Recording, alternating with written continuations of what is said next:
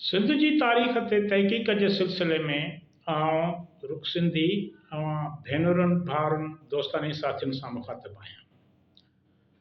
अॼु पाण इन ते ॻाल्हाईंदासीं त राजा ॾाहर खां अॻु सिंध ते अरबन केतिरा हमला कया। बदकिस्मती सां असांखे सिंध जी तारीख़ ग़लति पढ़ाई पई वञे, ॿुधाई पई वञे।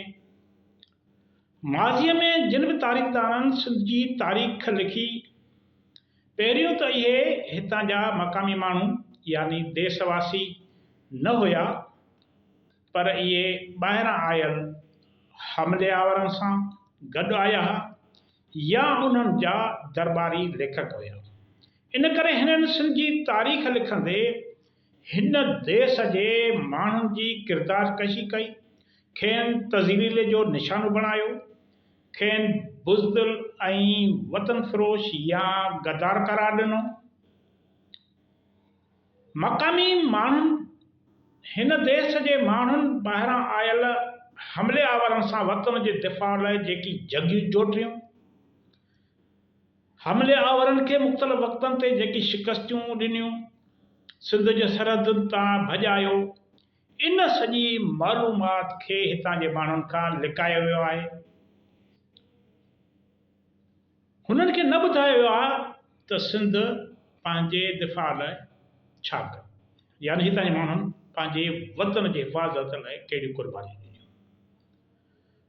पाण अॼु अरबन जे सिंध ते हमलनि बाबति ॻाल्हि ॿोल कंदासीं। असांजे दर्सी किताबनि ऐं मख़सूस लेखकनि ऐं तारीख़दाननि तरफ़ां लिखियल किताबनि में लिखियो वियो आहे त मोहम्मद बिन कासिम हिजाज बिन यूसुफ जे चवण ते सिंध ते हमलो करे उनखे फ़तह थियो। इन हमले जो सबबु इहो ॿुधायो वियो आहे त उन वक़्तु सरांदीप जे बादशाहनि अरब हुक्मरान ॾांहुं कुझु सुखड़ियूं पे मोकिलियूं, जहाज़नि जे रस्ते, सामूंडी जहाज़नि जे रस्ते, जिन में कुझु औरतूं बि शामिल हुयूं, जिन खे सिंध जे सामूंडी हदुनि में धाड़ेलनि फुरियो ऐं औरतुनि खे क़ैद कयो, जंहिं ते हिकु औरत जी दांह ते हिजाज बिन यूसुफ खे सख़्तु कावड़ अची वई। हिन मोहम्मद बिन कासिम पंहिंजे हिकु सिपहसालार खे हुकुम ॾिनो त सिंध ते काह करे इन्हनि औरतुनि खे आज़ादु कराए ऐं सिंध जे बादशाह राजा ॾाहर खे शिकस्त ॾेई सिंध ते कब्ज़ो करे। असल में सिंध ते अरबन जी इहा पहिरीं फ़ौजी चढ़ाई न हुई, पर उन खां बि अॻु हिन देश ते हू कई भेरा हमला करे चुका हुया। जेकॾहिं सिंध ते हमिलो फ़क़ति हिकु औरत जे दांह ते कयो वियो हो, त उन खां अॻु 14 हमला छो कया विया, उन्हनि जो कहिड़ो सबबु हुयो, उहे 14 हमला कॾहिं कॾहिं थिया, पाण इन ते तफ़सीली ॿुधाईंदासीं तव्हांखे। असल में सिंध ते अरबन सन 15 हिजरी यानी 636 ईस्वीअ खां वठी हमला करणु शुरू कया। इन्हनि हमलनि जो मक़सदु सिंध खे फ़तह करणु हुयो, सिंध जे वसीलनि ते कब्ज़ो करणु हुयो। मोहम्मद बिन कासिम त सन 94 हिजरी यानी 712 में सिंध ते हमिलो कयो, पर उन खां 80 साल अॻु सिंध ते अरबन जूं काहूं 15 हिजरीअ खां शुरू थी चुकियूं आहिनि। सभ खां पहिरियों अरबन जे ईरान जे सरहदी इलाइक़नि में अरबन विच में अंदरूनी इख़्तिलाफ़नि सबबु रतोशाण थी, जंहिं तां हिकु दुर्जे मोहम्मद बिन हारिस इलाफ़ी सिंध में अची राजा ॾाहर वटि पनाह वरिती, जंहिं बैदि अरब हाकिमनि ऐं सिंध जे हुक्मराननि विच में जंगी सूरतहाल ऐं दुश्मनी शुरू थी वई। अरबन जो सिंध ते पहिरियों हमलो हज़रत उमर फारूक रज़ियल्लाहु ताला अन्हु जे ख़िलाफ़त वारे दौर में थियो।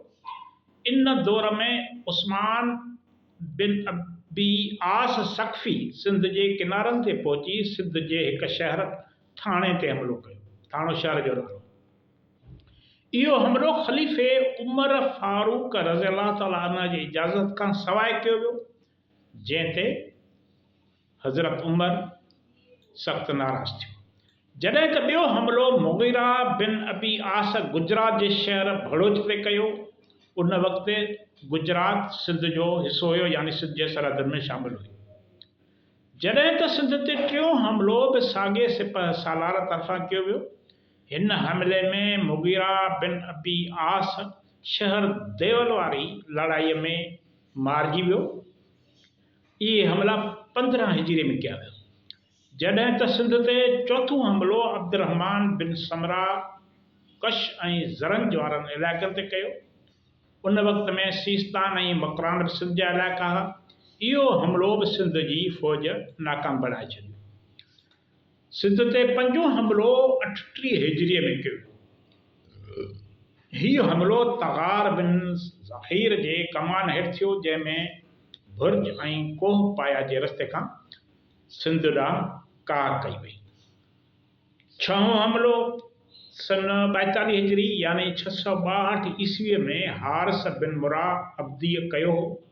हीअ लड़ाई कीकान यानी कलात वारे इलाइक़े में लड़ी वई, जेको ख़ुरासान जे वेझो आहे। हिन लड़ाईअ में हारिस बिन मरह अब्दी मारिजी वियो। उन वक़्तु कलात वारो इलाइक़ो सिंध जो हिस्सो हुयो। सिंध ते 7हों हमिलो अब्दुर्रहमान बिन हमज़ा जी फ़ौज जे मशहूर सिपह सालार मुहल्लिब काबिल वारी सरहद खां निकिरी सिंधी उत्तर वारनि शहरनि ते हमिलो कयो, जॾहिं त उन में बि हुनखे कामयाबी नसीब न थी।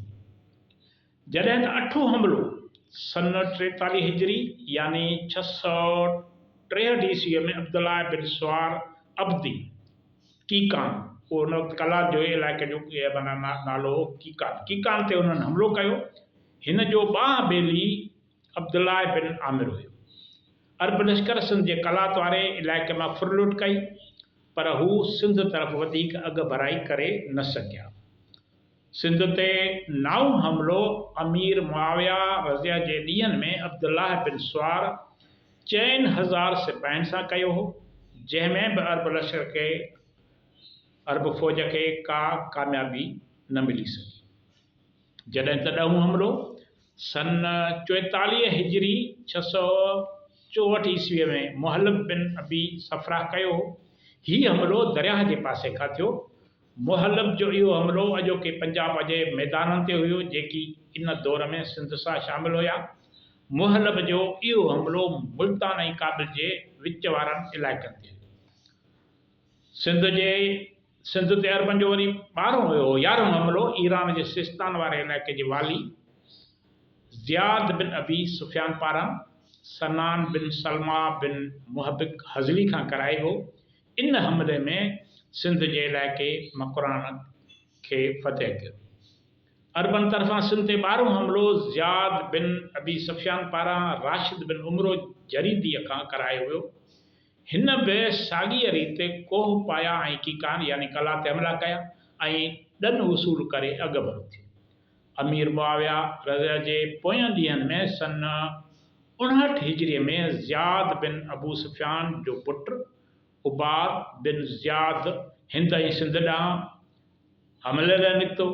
हू रतबार वारो इलाइक़ो लंघी वञी बाद में कंधार ते कड़कियो, माना सिंध में हुनखे का फ़तह नसीब थी न या नसीब न थी सघी, इन करे हू कंधार ॾांहुं हलियो। सिंध ते 13हों हमिलो सनान बिन सलमा जी शहादत खां पोइ मंज़र बिन जारूद अब्दी मकरान जे इलाइक़े में कयो। हिन सिंध जे कीकान कलात ते चढ़ाई कई। मंज़र बिन जारूद अब्दी खुज़दार ऐं तूरान ताईं काह करे पहुतो। इहे खुज़दार ऐं तूरान सिंध जा हिसा हुया, सिंध जा इलाइक़ा हुया। आख़िर में हू कंहिं बीमारी सबबु गुज़ारे वियो, जंहिंखां पोइ संदसि पुटु हुकुम बिन मंज़र खे मुक़ररु कयो। अरबन सिंध ते 14हों हमिलो करे इब्न हरी बाहिलीअ खे सिंध जे सरहद ते मुक़ररु कयो। तारीख़दाननि जो चवण त असल में सनान बिन सलमा पंहिंजे पारां इब्न हरी बाहिलीअ खे मोकिलियो। अहिड़ी तरह मोहम्मद बिन कासिम जे हमले खां अॻु सिंध ते 14 भेरा काहूं कयूं वयूं, अरबन तरफ़ां हमला कया विया, पर अरबन खे का ख़ातिर ख़्वाह कामयाबी हासिल न थी।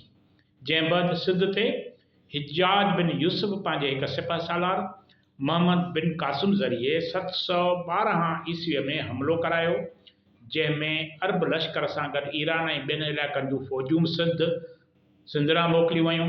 ही सिंध ते वॾी तयारी ऐं फ़ौजी क़ुवत सां हमिलो कयो वियो। माना मुख़्तलिफ़ जेके अरबन जा फ़तह कयल इलाइक़ा हुआ उतां फ़ौजूं घुराए वॾी फ़ौज तयारु करे उन्हनि खे तमामु घणो वॾो जेको आहे सो हथियार बारूद ॾेई मोकिलियो वियो, जंहिंमें मोहम्मद बिन क़ासिम देबल फ़तह करे टिनि ॾींहंनि ताईं शहर में कोस करायो, जंहिंमें लखें सिंधी पंहिंजे वतन तां वारजी विया। हिन हमले में राजा ॾार खे शिकस्ती ऐं हू जंग जे मैदान में पंहिंजे वतन जे मिटीअ में मिली हमेशह लाइ अमर थी। अवां जी वॾी वॾी महिरबानी। ईंदड़ वीडियो ते इजाज़त ॾींदा।